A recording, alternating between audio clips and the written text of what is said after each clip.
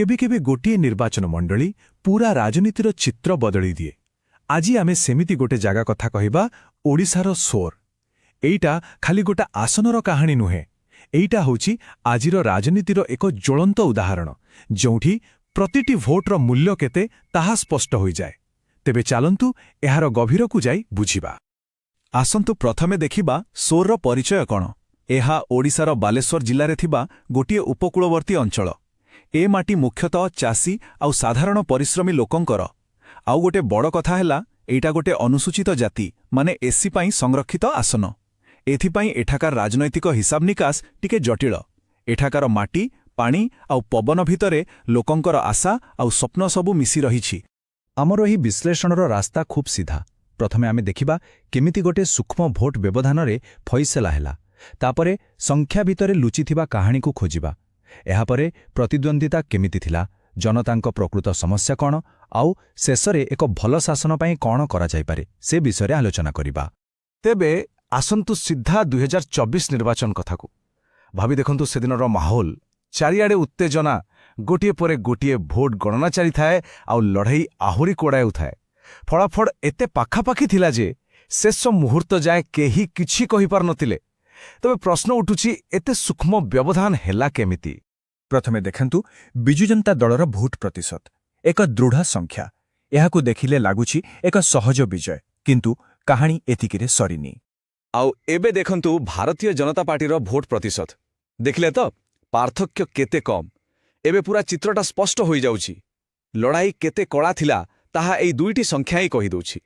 आउ शेषरे सेई जादुकारी संख्या जिए हारजितर फैसला कला, मात्र 802 भोट।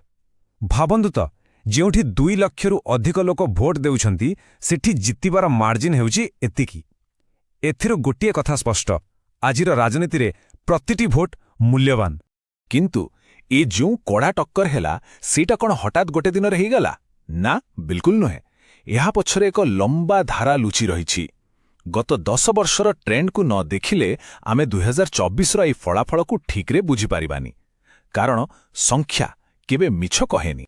तेबे संख्या देखिबार आगरु मुख्य कथाटा को धरि नियंतु। दुईटी जिंस होछि, प्रथमत जितिबा हारिबार व्यवधान लगातार कमुछे, आउ द्वितीय रे राजनैतिक अस्थिरता बढ़ुछे। एयार सीधा अर्थ हैला भोटर आउ कोनोसी गोटे दल उपरे सबुबेले पाई निर्भर करुनांती। एबे एही टेबल को टिके भल्ला भाबरे देखंतु। 2014 रे बीजेपी पाखरे थिला प्राय 17% भोट। 2019 आसला बेलकू एहा सीधा डेला प्राय 32.5% को। आउ 2024 रे एहा पहुंची गला 38.5% रु अधिक, माने बीजेडी रो पूरा पाखापाखी। आउ मार्जिन को देखंतु प्राय 5000 रु खसी आसिला मात्र 802 को। एथिरु स्पष्ट जणा पडुछि लड़ाई केते संगीन हेबारे लागिछि। एइठी हमकु मने रखिबाकू हेबा जे गणतंत्र रे प्रत्येक नागरिकंकु निज मत रखिबार अधिकार अछि, किंतु एहा सहित दायित्व मध्य आसे। सूचना पाई भाबिचिंती निजर मताधिकार साब्यस्त करिबा ही सुस्थ गणतंत्रर मूलदुआ।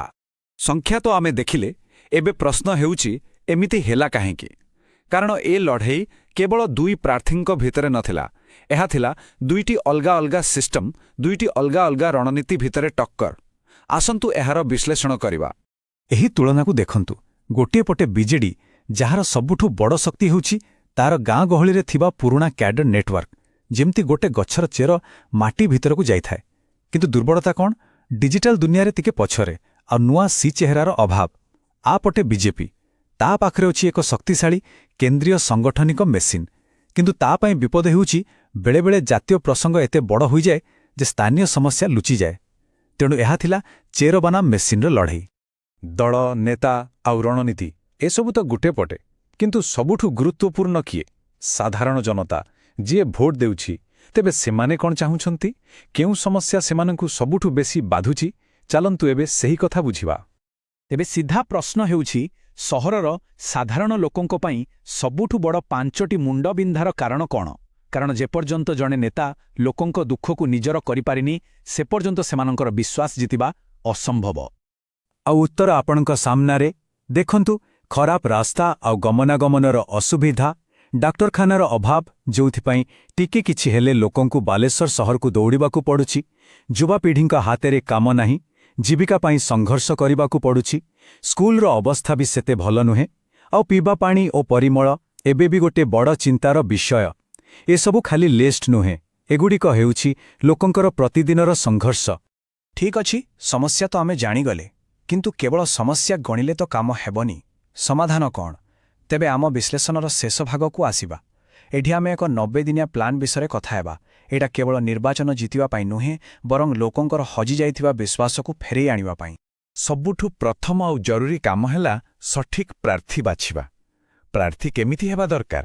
ଦେଖନ୍ତୁ, ଜଣେ ଯୁବକ କିମ୍ବା ମଧ୍ୟବୟସ୍କ ବ୍ୟକ୍ତି ଯିଏ ସେହି ଏସ୍ସି ସମ୍ପ୍ରଦାୟରୁ ଆସିଥିବେ, ତାଙ୍କର ସମାଜସେବାରେ ଏକ ସଫା ରେକର୍ଡ ଥିବ, ସେ ମାଟିର ଲୋକ ହେବା ଦରକାର, ଯାହାଙ୍କ ଉପରେ ଲୋକେ ବିଶ୍ୱାସ କରୁଥିବେ, ଯାହାଙ୍କ କଥାରେ ଦମ୍ ଥିବ।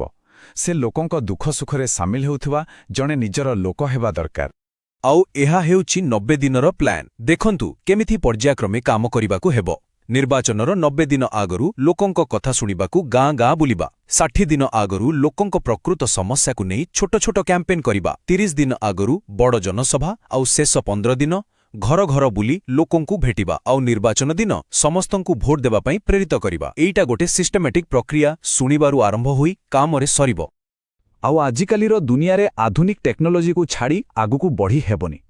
ଗାଁ ସ୍ତରରେ ହ୍ୱାଟ୍ସଆପ୍ ଗ୍ରୁପ୍ ତିଆରି କରି ଲୋକଙ୍କର ସମସ୍ୟା ତୁରନ୍ତ ସମାଧାନ କରିବାକୁ ଚେଷ୍ଟା କରିହେବ। ଓଡ଼ିଆରେ ଛୋଟ ଛୋଟ ଇନଷ୍ଟାଗ୍ରାମ ଭିଡିଓ କରି ସ୍ଥାନୀୟ ମୁଦ୍ଦା ଉଠାଇ ହେବ। ମିଛ ଖବରକୁ ରୋକିବା ପାଇଁ ଗୋଟେ ଫ୍ୟାକ୍ଟ ଚେକ୍ ଟିମ୍ ରହିବା ନିହାତି ଦରକାର।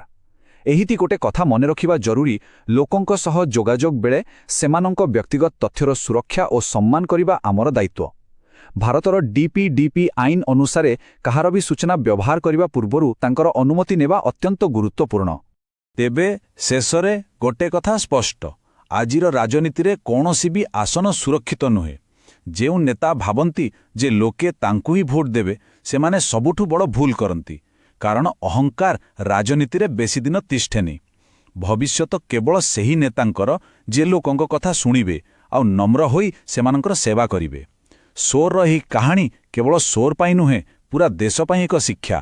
ଯଦି ଆପଣ ଜଣେ ଲୋକକେନ୍ଦ୍ରିକ ନେତା ହେବାକୁ ଏବଂ ଆପଣଙ୍କର ନିର୍ବାଚନ ମଣ୍ଡଳୀର ଉନ୍ନତି କରିବାକୁ ଚାହାନ୍ତି, ତେବେ blueprintstrategies.ai ସହିତ mgr@blueprintstrategies.ai ରେ ସମ୍ପର୍କ କରନ୍ତୁ କିମ୍ବା 08042041602 କୁ କଲ୍ କରନ୍ତୁ।